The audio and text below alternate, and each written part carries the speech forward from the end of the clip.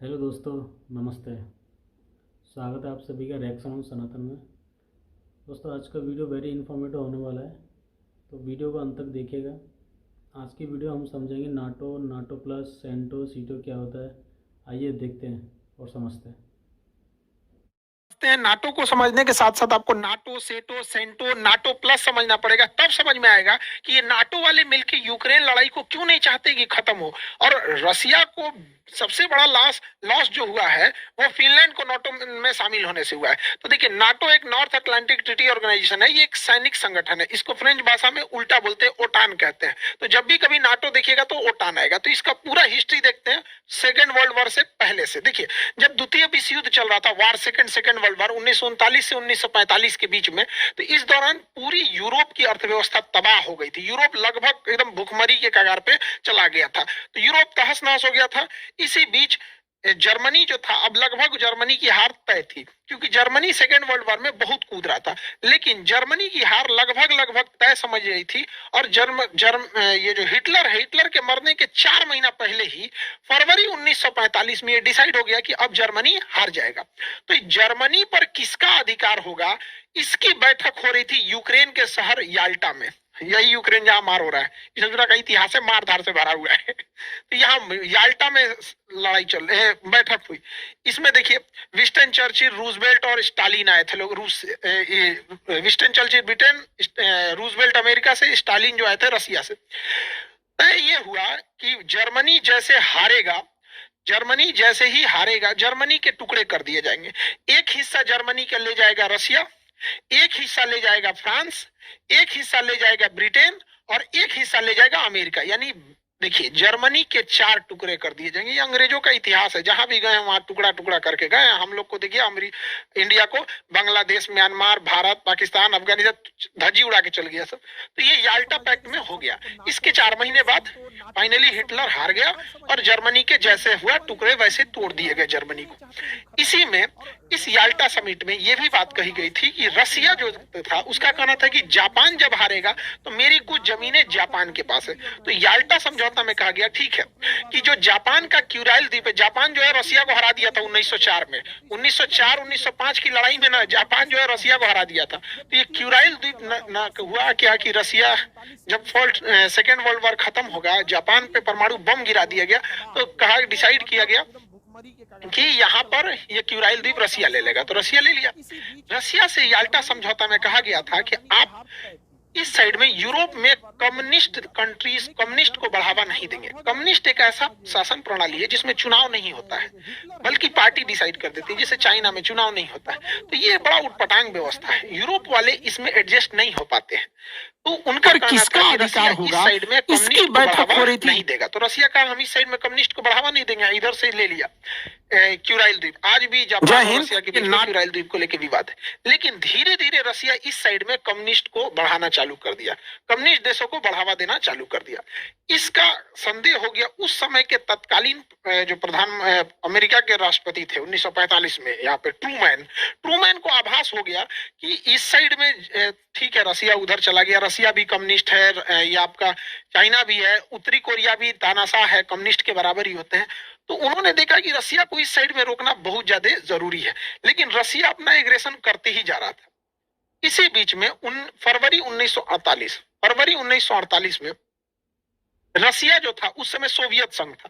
तो रसिया के साथ था एस्टोनिया, लातविया, लिथुआनिया, ये पूरे के पूरे रसिया का ही पार्ट था। सोवियत संघ उस समय union of Soviet socialist Republic, USSR नाम था रसिया का। तो ये सब उसी के साथ थे।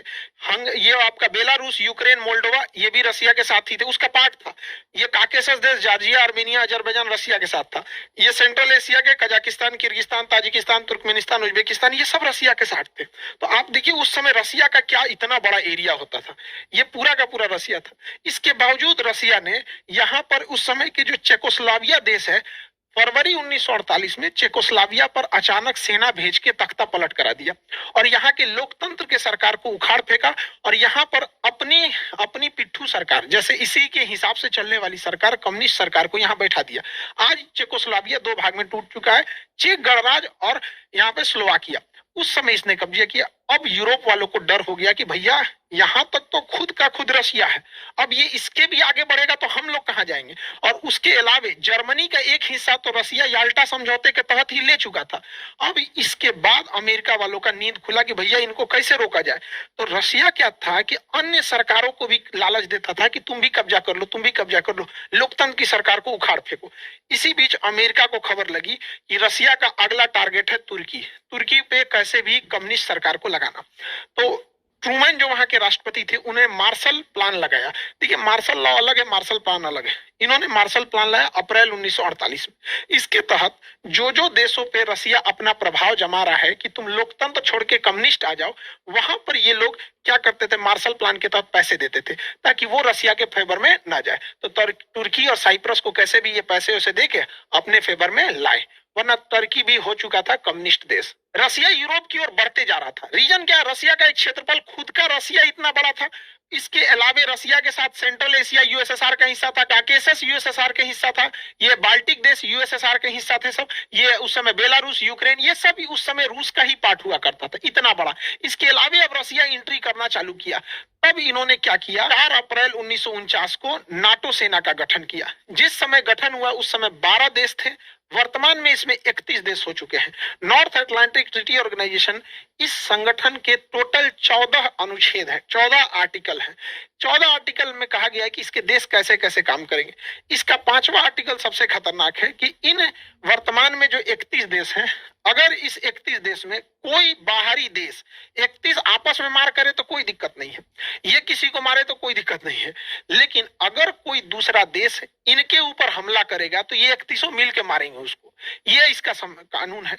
इसका मुख्य उद्देश्य क्या था कि रसिया को इस साइड में यूरोप की ओर से चढ़ने से बचाया जाए, वरना ये धीरे धीरे रसिया इधर आ गया था। तो अब आपको तो समझ में आ रहा होगा ना कि नाटो का निर्माण ही हुआ था रसिया के एग्रेशन को रोका जाए, वरना रसिया बहुत तेजी से एक्सपेंड कर रहा था और हर जगह कम्युनिस्ट फैलाते जा रहा था। तो नाटो का गठन 1949 में हो गया। ये एक सैन्य संगठन था। अब रसिया को चारों ओर से रोकना था। तो रसिया को सेंट्रल एशिया से रोकने के लिए, ईस्ट एशिया से रोकने के लिए सीटो बनाया गया, South East Asian Treaty Organisation, SEATO, 1954 में बनाया गया। इसको हथियार, सेटो में मुख्य रूप से किसे शामिल किया गया, तो थाईलैंड को और इधर से फिलीपीन को, और नीचे में ऑस्ट्रेलिया और न्यूजीलैंड, ताकि इधर से ये लोग अमेरिका के फेवर में रहे। और इन्हें हथियार कौन दे रहा था, अमेरिका, ब्रिटेन, फ्रांस। इधर से ये लोग सपोर्टिव हथियार दे रहे थे कि इधर से चाइना, कोरिया, इन सबको बिजी रखा जाए ताकि रसिया इस साइड में बिजी रहे। और इधर से नाटो डायरेक्ट रसिया को इंगेज कर रहा था। अब इन लोगों को लगा कि हम दो ओर से रसिया चाइना को घेरते जा रहा है, इधर से घेर रहा है नाटो, इधर से सेटो, नाटो सेटो ना, ये हो गया सेटो साउथ ईस्ट, ये हो गया सेटो और ये हो गया नाटो। अब रसिया को थोड़ा अनबैलेंस लगने लगा कि सोच रहा दोनों खोपड़िया नोच देगा सब। तब अमेरिका शांत बैठने वाला तो है नहीं, इसने इसी बीच में ला दिया एक तो सेटो, सेंट्रल, सीईटी से सेंट्रल ट्रीटी ऑर्गेनाइजेशन, अगले साल 1955 में सेंट्रल ट्रीटी ऑर्गेनाइजेशन। इस ऑर्गेनाइजेशन को भी हथियार दे रहा था इधर से ब्रिटेन। इसमें कौन कौन से, इसमें थे तुर्की, इराक, ईरान और पाकिस्तान। सोचिए ये सेंट्रल थे सब। ये तो ये हो गया सेटो। अब ये रसिया पे दबाव बनाते थे सब, यहाँ पे रसिया को आगे बढ़ने से रोकते थे सब, सेटो। और इधर से कौन चढ़ता था, सेंटो, इधर से सेटो, ये हो गया सेंटो, ये सेटो और ये सेंटो, और इधर से नाटो। चारों ओर से रसिया को घेर लिया सब, नाटो, सेंटो, सेटो, चारों ओर से रसिया को घेर लिया सब। रसिया को लगा कि भैया हम तो पिसा जाएंगे। अब भारत को कहे तो भारत किधर जाए भैया। अब भारत हो गया फेरा में पड़ गया, क्योंकि रसिया को इधर से तो घेर लिया है नाटो, और यहां से घेर लिया है सेटो, सेंटो, और ये हो गया SEATO, South East Asian Treaty Organisation. अब रसिया के लिए कंफर्टेबल में हो गया दिक्कत, रसिया ढूंढने लगा अपना कोई पार्टनर। इस बीच जो भी रसिया के फेवर में जाता था, अमेरिका उसके पंगा लगाता था। अब इस कंडीशन में इंडिया कंफ्यूज हो गया, इंडिया किधर से जाए, क्योंकि अगर नाटो ज्वाइन करता है इंडिया तो रसिया नाराज, सेंटो में भी रसिया नाराज, सेटो में भी रसिया नाराज। और रसिया हमारा बहुत जरूरी मित्र है वहां पे, क्योंकि पास में है यहाँ पे रसिया। कभी भी हम लोग के विकट परिस्थिति में रसिया ही काम आएगा यहाँ पे। तो हम लोगों ने क्या किया, उस समय जवाहरलाल नेहरू जो थे बड़ी समझदारी का काम किए। 1961 में इन्होंने कहा कि अमेरिका के फेवर वाली दुनिया को कहा जाता था पहली दुनिया, और रूस के फेवर वाले को कहा जाता था दूसरी दुनिया। तो जवाहरलाल नेहरू ने कहा कि अब हम लोग ना अमेरिका के फेवर में है ना रशिया के फेवर में, हम लोग तीसरी दुनिया के हैं। तो इसे तीसरी दुनिया या दक्षिणी दुनिया कहा जाता था। हालांकि इसका ऑफिशियल नाम था non aliasing movement. Non aliasing movement, shortcut में नाम गुट निरपेक्ष। हम किसी भी गुट में नहीं रहेंगे। इसमें गुट निरपेक्ष में 4-5 लोग का नाम बहुत महत्वपूर्ण है। इसमें एक इंडोनेशिया का अहमद सुकार्नो थे, भारत से जवाहरलाल नेहरू, मिस्र के कर्नल नासिर और यूगोस्लाविया से जो थे मार्शल टीटो थे। ये लोगों का बहुत महत्वपूर्ण योगदान था कि हम किसी भी गुट में नहीं रहेंगे, और ये जरूरी भी था गुट में न रहना। रीजन क्या है, गुट में से बहुत लॉस हुआ था। सेंटो में ईरान था अमेरिका के साथ, सेंटो में इराक था अमेरिका के साथ। देखिए वही अमेरिका ने इराक को उड़ा दिया, तबाह कर दिया। वही अमेरिका ने ईरान के पीछे पड़ा हुआ है। जबकि एक समय था सेंटो की गठन अमेरिका ही नहीं किया था, इन लोगों को अपने साथ मिलकर की रशिया को बर्बाद करना है यहाँ पे। इसलिए बहुत ज्यादा इंटरनेशनल रिलेशन के मामले में हम लोग अमेरिका और वेस्टर्न देशों पे भरोसा नहीं कर सकते हैं यहाँ पे। तो ये चारों ओर से रशिया की घेराबंदी चल रही थी। अब रशिया ऐसा तो नहीं है कि चुपचाप बैठा रहेगा। अगर आप रशिया को इधर से नाटो से घेरोगे, सेंटो से, स्टेटो से, चारों ओर से घेरोगे, रशिया भी तो कुछ ना कुछ करेगा। तो रशिया जो था, देखिए रसिया अलग है, सोवियत संघ अलग है। तो ये हो गया रसिया, ये वाला एरिया तो कंप्लीट हो गया रसिया। ये पूरा का पूरा रसिया का हो गया। रसिया उस समय रसिया में हो के यूएसएसआर था, USSR, union of Soviet socialist Republic association. तो यूएसएसआर के साथ ऑलरेडी उसी का था आपका बाल्टिक देश, Estonia, Latvia, Lithuania, Belarus, Ukraine, Moldova, ये उसी का था। जॉर्जिया, आर्मेनिया, अजरबैजान उसी का था। और सेंट्रल एशिया भी इसी का था। तो ये सब का सब हिस्सा जो था यूएसएसआर का हिस्सा था। इसके बावजूद रसिया नहीं रुका। इतना यूएसएसआर होने के बावजूद, ये हो गया रसिया, इसमें इसको जोड़ दीजिए तो यूएसएसआर। अभी रसिया क्या सोचा आगे बढ़ने के लिए, इसने क्या लाया, वार्सो पैक्ट। जिस तरह से अमेरिका नाटो ला रहा था, नाटो को काउंटर करने के लिए रसिया वार्सो पैक्ट लाया था।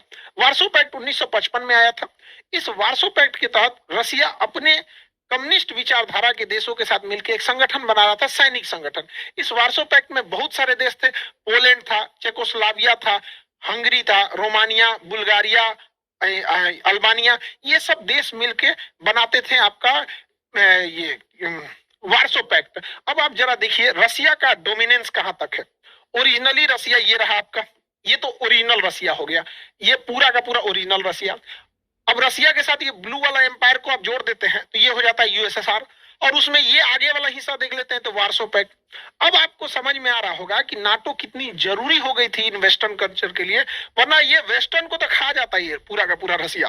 तो इतना एग्रेसिवली ये रसिया आगे बढ़ रहा था, इतना बड़ा इसका क्षेत्रफल था, रसिया, यूएसएसआर और ये वार्सो पैक्ट। लेकिन धीरे धीरे रसिया जो था वो सोवियत संघ के देशों को संभाल नहीं पाया। रसिया ज्यादा ध्यान दे दिया रूस पे, उससे कम ध्यान दिया उसने इस सोवियत संघ पे, उससे भी कम ध्यान दिया वार्सो पैक्ट पे। तो वार्सो पैक्ट के लोगों को लगा कि हम रसियन भाषा नहीं सीख पा रहे हैं, ज्यादा विकास रसिया का, और हम क्यों नहीं वार्सो पैक्ट से अलग हो जाए। इसमें अमेरिका ने भी साथ दिया कि भाई हमारे साथ आओगे, नई टेक्नोलॉजी आएगी, भाषा सीखने में इजी है, कल्चर सीखने में इजी है, लोकतंत्र के देश है, खुल के विरोध कर सकते हो। इसमें विरोध करोगे तो मराइए जाओगे, विरोध नहीं कर सकते, वोट नहीं डाल सकते हो, सरकार नहीं चेंज कर सकते। तो वार्सो पैक्ट के लोगों को भी लगा कि भैया अब वार्सो पैक्ट में फायदा नहीं है, और यूएसएसआर को भी लग रहा था। तो इसका मतलब रसिया के दो जो फ्रंट लाइन थे ये हटने वाले थे यहाँ से, और इसमें अमेरिका कामयाब हो गया यहाँ से। इधर से नाटो इस पे प्रेशर लगा रहा था कि भैया तुम लोग वार्सो पैक्ट छोड़ो, इधर से सेंटो इस पे प्रेशर लगा रहा था कि तुम लोग इसको छोड़ो, और इधर रसिया का दिमाग उलझा के सेटो लगाया हुआ था, सेटो। इससे रसिया चारों से उलझ गया और उसकी इकोनॉमी चौपट होने लगी। और गैरबाचोक वहां के जो राष्ट्रपति आए उसने पूरे रसिया को ही डुबा दिया। धीरे धीरे रसिया कमजोर होते गया। रसिया कमजोर हुआ तो सोवियत संघ कमजोर हुआ, और वार्सो पैक्ट के ये जो देश थे ये भी कमजोर होते गए। उधर नाटो दिन प्रतिदिन शक्तिशाली होते जा रहा था। 1989 का जो दशक आया, 1989, यह बहुत खतरनाक था रसिया के लिए। इस दौरान रसिया के प्रभाव से यह वार्सो पैक्ट खत्म हो गया। रसिया के प्रभाव से यह वार्सो पैक्ट खत्म हो गया। तो 1989 में खत्म हो गया वार्सो पैक्ट। ये वार्सो पैक्ट कमजोर हो गया। अब आप देखिए, रसिया इधर से कमजोर हुआ और बर्लिन की दीवार तोड़ दी गई 1989 में। 1989 में बर्लिन की दीवार तोड़ दी गई। अब धीरे धीरे यूएसएसआर समेटते गया। दूसरा झटका क्या लगा यहाँ पर, ये वार्सो पैक्ट टूट गया, सारे देश कम्युनिस्ट छोड़ के धीरे धीरे वहां पर लोकतंत्र आने लगा, क्योंकि लोकतंत्र में सबको अच्छा लगता है। उसके बाद रसिया के लिए खतरनाक दिन आता है 1991, 1991।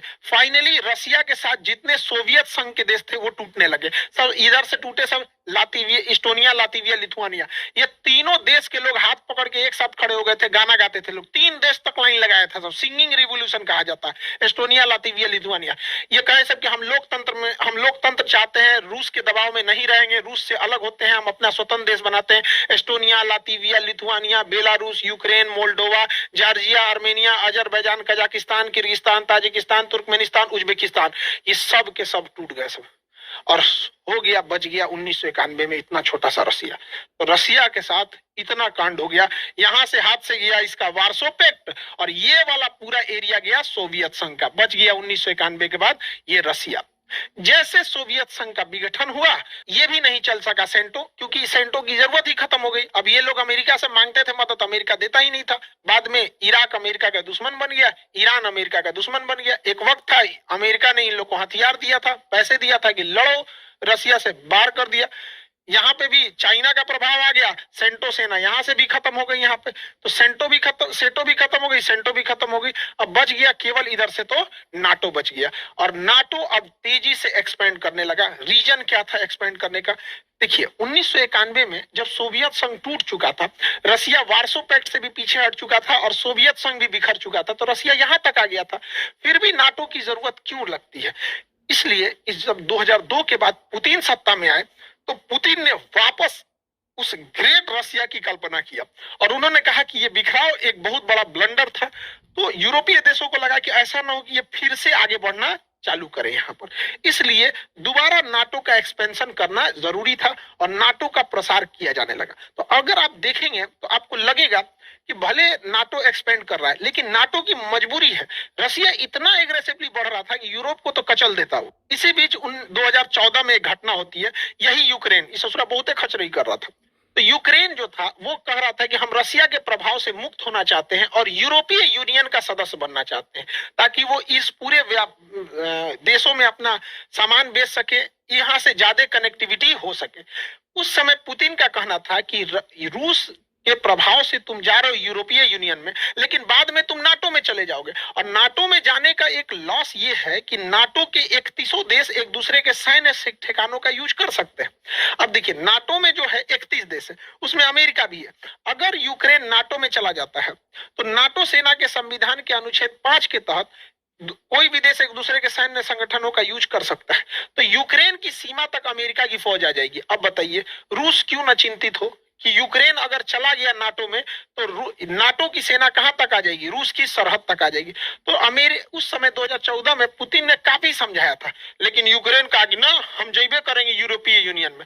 तो यूक्रेन का एक निचला भाग जिसका नाम क्रीमिया था, 2014 में रसिया ने क्रीमिया पे अधिकार कर लिया और कहा कि यह क्रीमिया रसिया का हो गया। तो ये तो यूरोपीय यूनियन में चले गए, और यह साबित सही हुआ। पुतिन ने कहा था कि शुरुआत में ये जा रहे हैं यूरोपीय यूनियन में, बाद में चले जाएगा ये नाटो में, और वही हुआ। जैसे आए 2020 से ही जेलेंस्की, अब इन लोग को लगने लगा कि भैया हमारा देश है, क्रीमिया तुमने कैसे ले लिया? क्रीमिया कैसे ले लिया? हमारा देश है, हम चाहे अपने देश को नाटो में ले जाए या कहीं ले जाए, हम यूरोपीय यूनियन में आ चुके हैं, अब हमको नाटो का भी सदस्य बनाया जाए। अभी ससुरा सोचिए रहा था कि बनाया जाए कि नहीं बनाया जाए, तब तोड़ मार दिया पुतिन हमला करके यूक्रेन। ससुरा तो नहीं, तुम जब सदस्य बनेगा तब ना आर्टिकल 5 लगेगा और बाकी तुमको बचाने आएंगे। अभी कोई इसको बचाने नहीं आ रहा, और यूक्रेन को केवल ऐसे ही हथियार प्रोवाइड कराए जा रहे हैं जिससे यूक्रेन केवल अपनी सुरक्षा कर सके, क्योंकि नाटो और पश्चिमी देश भी यही चाहते हैं कि रूस इसी में उलझा रहे और बाकी ये लोग विकास का काम करते रहे। देखिए, 1 साल से लड़ाई हो रही है, हमारा देश भी बहुत तरक्की कर रहा है। मोदी जी कभी ऑस्ट्रेलिया जा रहे हैं, जापान जा रहे हैं, अमेरिका जा रहे हैं, मिस्र जा रहे हैं, लेकिन जरा रूस को देखिए, 1 साल से उलझा हुआ है, अगर उसको 10 साल ये लोग उलझा देंगे तो रूस बहुत पीछे चला जाएगा। तो ये नाटो वाले भी नहीं चाहते हैं कि यूक्रेन का युद्ध बहुत जल्दी खत्म। रूस के लिए सबसे बड़ा सरदर्द क्या हो गया कि वो सोच रहा था कि यूक्रेन नाटो में न जाए, लेकिन यूक्रेन में तो उलझ गया। इसी बीच जैसे रूस ने यूक्रेन पर हमला किया, बाकी के देश डर गए सब। अब फिनलैंड को लगा कि ससुरा कहीं हमको भी रूस मत मार दे, हमको भी रूस मत मार दे। तो फिनलैंड ने कहा कि भैया हमको नाटो ज्वाइन कर लो, क्योंकि अगर हमको रसिया मारेगा तो नाटो का आर्टिकल 15 के तहत बाकी के सारे देश मिलके मारेंगे। फिनलैंड कहा कि हमको भी शामिल करो भैया, यूक्रेन के बाद हमारा नंबर है यहाँ पर। अब नाटो का नियम यह कहता है कि नाटो में अगर कोई नया सदस्य आना चाहता है तो उसमें पहले जितने सदस्य हैं वो सब के सब लिखित देंगे कि हाँ हमें कोई विरोध नहीं है। यदि पहले से शामिल कोई भी सदस्य ये कह देता है कि हम इसका विरोध करते हैं तो फिर उसके बाद उसमें नाटो में उसे शामिल नहीं किया जाएगा। अब फिनलैंड चिल्लाने लगा कि हमको शामिल करो, हमको शामिल करो। नाटो वाला कहा हाँ हाँ आ जाओ और अच्छा है, और अच्छा है, आज नहीं तो कल यूक्रेन शामिल करबे करेंगे। हमारी सेना रूस के सिधाने पहुंच गई इधर से, खोपड़ी पे पहुंच जाएगी इधर से, टेंशन क्या है। यहाँ एस्टोनिया, लातविया, लिथुआनिया में हम लोग पहले से बैठे हुए हैं, ले यहाँ तुर्की में पहले से हैं। तुर्की अड़ंगा लगा दिया, कहा ना तो भाग यहाँ से फिनलैंड। अब फिनलैंड कहा कि रे तुर्की तुमको क्या हुआ रे, तुम क्यों विरोध कर रहा है मेरा। देखिए तुर्की ब्लैकमेल कर दिया नाटो को।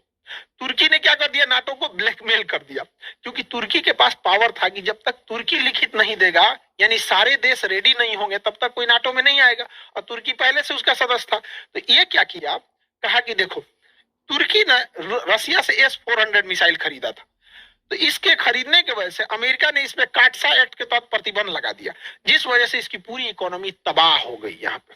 साथ ही तुर्की जो है अमेरिका के F-35 जहाज में मतलब अपने ज्वाइंट वेंचर बनाने के लिए 1.4 बिलियन पैसा खर्चा किया था। जैसे S-400 इसने मिसाइल खरीदा रसिया से, टर्की ने रसिया से मिसाइल खरीदा, अमेरिका ने इस पे काटसा सैंक्शन लगा दिया और इसका कह दिया कि तुम्हारा 1.4 मिलियन भाड़ में गया। अब ये तैयबुल अर्दोगान क्या कहता है कि हमरा वो पैसा वापस करो, हमसे ही काटसा एक्ट को हटाओ, और सब हटाओगे तब हम फिनलैंड को शामिल करने देंगे, नहीं तो हम फिनलैंड को शामिल नहीं करने देंगे।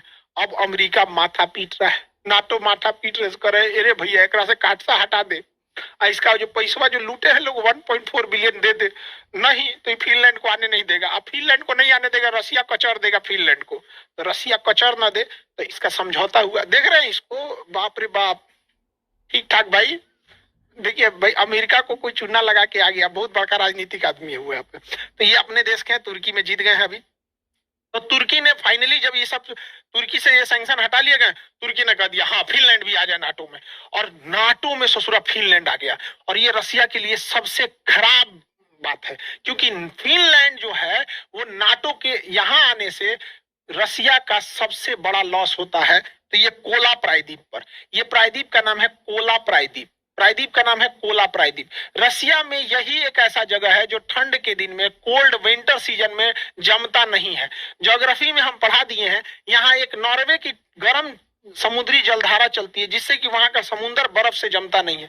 तो ठंड के दिन में रसिया का मात्र एक बंदरगाह है, मुर्मुस्क बंदरगाह, जो इस कोला प्रायद्वीप पर है। यूपीएससी में भी क्वेश्चन पूछा था मुर्मुस्क बंदरगाह क्यों नहीं जमता है, तो नॉर्वे की गर्म जलधारा की वजह से। कोला बंदरगाह, कोला प्रायद्वीप पर मुर्मुस्क बंदरगाह नहीं जमता है। अब जरा देखिए, अमेरिका यहाँ आके बैठ गया, यूक्रेन में उलझा दिया रसिया को, रसिया उलझ गए यूक्रेन में, अब यहां ले आके बैठ गया यहाँ पर। अब रसिया का सबसे जरूरी चीज है ये कोला प्रायद्वीप, क्योंकि इसी कोला प्रायद्वीप पे रसिया की नेवी का पूरी बड़ी सी फ्लीट है, यहाँ इसके पनडुब्बियों का गुप्त स्थान है रखने के लिए। अब ये कोला प्रायद्वीप के पास आके फिनलैंड के बहाने बैठ गया आपका नाटो, नाटो यहाँ तक आ गया है। रसिया के लिए इससे खराब दिन नहीं हो सकता है, क्योंकि जितनी परमाणु पनडुब्बियां हैं रसिया की वो इसी कोला प्रायद्वीप पर है। रसिया के जितने बड़े बड़े इंडस्ट्रीज हैं इसी कोला प्रायद्वीप पर है। रसिया के जितने परमाणु बम है वो कोला प्रायद्वीप पर है, मिसाइलें कोला प्रायद्वीप पर है, इंडस्ट्रियलाइजेशन, एयरफोर्स, ये सब का सब बहुत बड़ा एरिया कोला प्रायद्वीप पर है। तो सोचिए रसिया ने तो बहुत बड़ा कीमत चुकाया। रसिया को लगा था कि हम ये यूक्रेन निपटाएंगे, यूक्रेन निपटेला के चक्कर में यूक्रेन तो हुआ नहीं कुछ, ससुरा उल्टे फिनलैंड हाथ से निकल गया और ये कोला प्रायद्वीप पे चला आया। यहाँ पे बहुत बुरा बात है ये इसके लिए, यहाँ रसिया के लिए। तो खैर अब ये विश्व नीति है। अब नाटो यही नहीं रुका, नाटो कहता है नाटो को और बड़ा बनाया जाए, नाटो प्लस। क्या बनाया जाए? नाटो प्लस, मतलब नाटो में और को जोड़ा जाए, नाटो प्लस। नाटो में पहले प्लस में कौन कौन शामिल है? पहले से इजराइल शामिल है, साउथ अफ्रीका, साउथ कोरिया शामिल है, जापान शामिल है, ऑस्ट्रेलिया और न्यूजीलैंड शामिल है, यानी पहले से ही 5 गो देश शामिल है। अब उसका कहना है नाटो प्लस में भारत को भी शामिल किया जाए, भारत को भी शामिल किया जाए। अरे भैया हमको शामिल नहीं होना है, एस जयशंकर साहब भी मना कर दिए, नहीं शामिल होना है। काहे? क्योंकि नाटो के 14 गो आर्टिकल में से 5वां आर्टिकल कहता है कि अगर इन नाटो के 31 देश में से, नाटो के 31 देश में से किसी पे हमला होगा तो बाकी सब मारने चलेगा। अरे ससुरा तो नहीं, हम लोग को मार करना ही नहीं है। भाई 31 हर साल कहीं ना कहीं मार कैले रहता है सब, कभी ईरान में उलझेगा, कभी सीरिया में उलझेगा, अफगानिस्तान में उलझेगा, और ससुरा हम अगर शामिल हो जाएंगे तो पता चला हम लोग भी चलते रहेंगे। चलो भैया कहाँ मार किए, उन सब के चक्कर में हम लोग की अपनी विदेश नीति जाएगी। तो हम लोग भैया पाकिस्तान से और चाइना से खुद निपट सकते हैं, हमें नाटो प्लस की कोई जरूरत नहीं है।